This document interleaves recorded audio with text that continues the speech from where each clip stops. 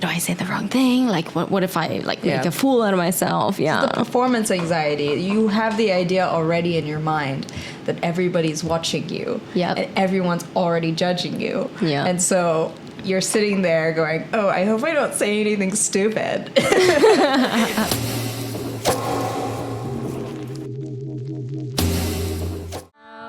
Welcome, Janaki.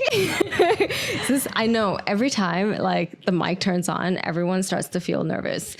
Before that, it's like, yeah, ha, ha, ha. And then it's like, wait, hold on, I need to be serious. Oh, it's so true because I used to do the same thing.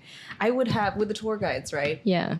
I would first ask them, do you want to do an interview? And they're really happy about it. Like, sure, I would love to do an interview. Then you plop the camera in front of them. And then you put a mic with a big fluffy thing in front of them. Yep. And then you're like, all right, 3, 2, 1. And they just freeze up. They're just blank. They blank. And I'm like, where has the sparkle gone? Yeah. They're just super robotic. And they start answering the questions with no soul. Mm-hmm. And I'm like, man, bring it out. Bring out your personality. It was just here with me 5 minutes ago. Bring it back. Mm-hmm. So, and this is why we gotta be sneaky sometimes. You're just gonna be like, I'm just gonna leave the camera on all the time and your mic on, so you're not even gonna be aware. Yeah. This is it. This is the way to go for it. Of course, you need their consent at the beginning, but like when we set up for shoots, right? Yeah. Usually you just leave the mic on and leave like cameras on so that they forget about it. They're just like, oh, it's there. It's just a thing, an object, right? But like if we plan it and now we begin and it's like, oh my God. It's the anxiety. The anxiety of it. Do I say the wrong thing? Like what if I like make a fool out of myself? Yeah. The performance anxiety. You have the idea already in your mind that everybody's watching you. Yep. And everyone's already judging you. Yeah. And so you're sitting there going, oh, I hope I don't say anything stupid. And so you freeze up and you completely lose your sparkle. So I get it. You know, something that I thought could be useful, because I noticed this with my interviews specifically, is I should just get a camera with a long focal range and just put it completely out of their sight. Because I noticed when the camera is like there, they almost feel like they're being observed. So potentially, I'm going to test this and get back to you. Yeah, tell me how that goes. And you just like attach a mic to them, right? Yeah. So like you can hear them, but you just put the camera further away so they feel like it's less oppressive. Exactly, less in their space, in their zone. Yeah, totally. Because like I'm aware that there's a camera there. I'm aware there's a mic here. You know, This is a cup of tea for you. But I think like one of the reasons why I'm doing this podcast in the first place is to break that barrier. I feel like a lot of people think that it's a high investment thing, right? There's a high sorry, let me just fix this mic. And I think to do it well, definitely there's like skills involved, right? Yeah. But at the same time, I'm like, you know what? Even if we don't really know how to do this professionally, if we have like the equipment, let's try it. Let's just try it. Let's just do it. Like maybe this will come out crap, but at least we're doing it rather than thinking, oh my God, it's going to be too hard. Like, what if I don't do this right? And then we just delay rather than be like, let's just jump into it. We might fail. We might not. Yeah. But if we don't do anything, we're definitely failing. This is it. And I genuinely feel like sometimes people lose that spark of creativity that first comes to them when they get an idea, right? There's all the excitement that comes with it. And I almost feel like the older that you get, you lose that spark because you've lived enough to be burned by life or to be judged or to be whatever it is, that you start to harbor that kind of feeling inside of you. And you no longer want to do these things because you're already creating the narrative and the script in your head that it's not going to work, or it's all that prejudgment that stops the creativity from coming out, right? And I genuinely feel that in my life already. Like even in the last 5 years, I feel a difference. Like before I was so much more willing to try new things and for the sake of trying new things. Like there didn't even have to be a scope before. It was just because I wanted to try something new. Whereas now I already feel like a judgment inside of myself and I'm aware of it. But that judgment, what it sounds like is what is the scope of this thing? Like, what are you going to get out of it? Like, how is this going to benefit your life? How is this going to give back to you financially? Could this become a business? Like, could this?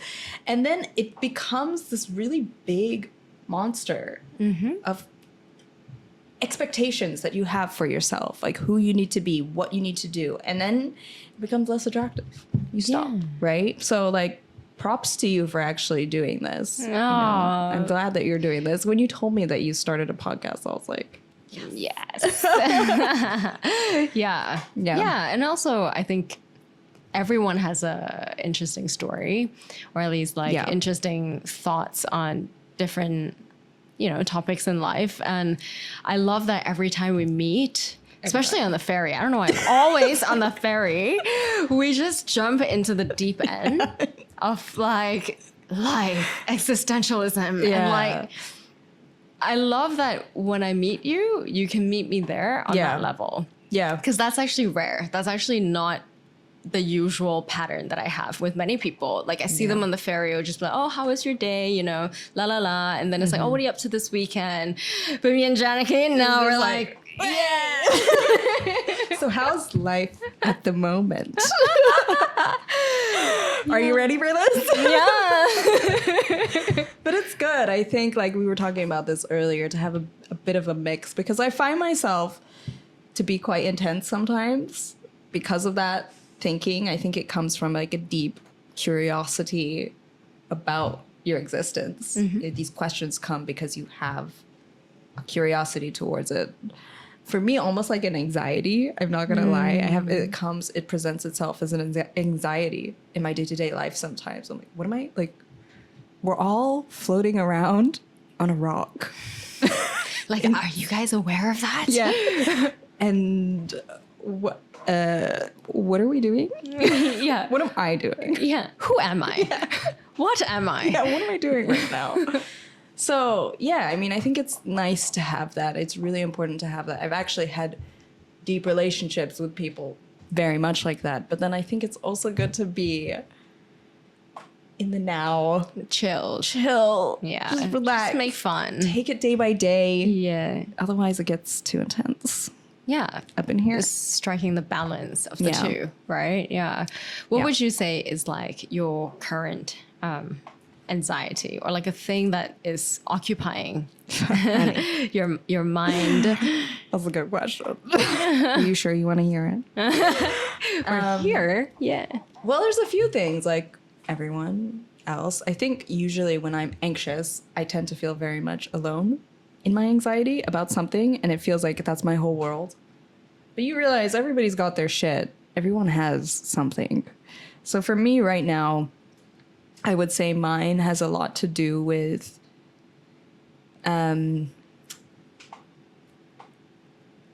career and motherhood, how the two can coexist in a way where I can do justice to both at the highest degree, like to the highest percentile of perfection, because maybe it's a problem of mine, but I'm a bit of a perfectionist. And I've always imagined myself being a mother that is the best mother. Yeah. What does that look like? Like, what does it mean to you about the best mother? Present, like there, meeting my child where they're at, having enough of that, being able to hear your child, but then also being able to give them enough guidance. Because at the end of the day, they're just making their way through the world as well. They don't know what they're doing, like any of us. But giving them that initial kind of guidance, it's very broad, I know, but I think I know what it looks like. I think I know what kind of person I want to be. So, yeah, what kind of mother I want to be.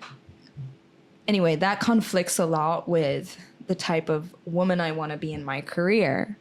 Because the amount of time, because I think about it in terms of time, right? The amount of time that is required to be a mother as the mother that I would like to be. Yeah. And the amount of time it takes to build a career, the type of career that I would like to have, the scale that I would like to have it. It just, knowing my predisposition, I know I'm not able to uphold both at the same time to that degree. And it scares me because I know motherhood is always something that I've wanted my whole life. I've just been one of those people, which seems rare these days, who's always known that I wanted to be a mother. But then I've also always known that I've wanted to be a business owner, and I wanted to build my career in the industry that I'm in, right? And just have recognition for what it is that I'm doing, what I'm helping with, etc. And it scares me because taking a dip into motherhood means, to me, in my mind, that I have to give up something. And that scares me because I feel like I've reached a fork in the road, you know, like, what does this mean for this side of me? So in this case, I know I want to be a mother. Like, this is a non-negotiable. I have to be a mom. So what does that mean for my career? I'm not saying that it has to switch off completely. It's just, will I have the time? Yeah, to get to the level that you would like to see yourself in, right? Exactly. So that's the kind of stress that I have in my life right now. It's almost like existential, to the point where I'm like, okay, like, why am I so obsessed with this career thing? Is it because I feel like I need to prove something to myself? Is there a part of me that feels like I need to reach a certain level of success because I'm scared of something, or I feel like I'm not good enough, or I don't know, I'm going so deep into it these months? Or is it just because I want it, you know? Yeah. So I almost feel like I'm going into this grieving process where I feel like I have to pick something and then let go of something else, even though it might not be the case. So that's what I'm going through at the moment, is like, how do these two things coexist when you're someone that wants to do a lot with your life? You want to be a mom, and you want to go out into the world, and you want to learn, and you want to grow in your career and in life. And it's hard to see it that way right now. I'm having a hard time figuring out how that's going to work. Yeah. And I think now also with the choice that we have, right? I mean, in the past, maybe there was lack of a choice. So we just tend to take over the mom role. But now that we have this choice, I see so many people struggle with that, like women who want to be there for their child, but also want to have a successful career. And it almost feels like we have to choose one. Yeah. We can't have both.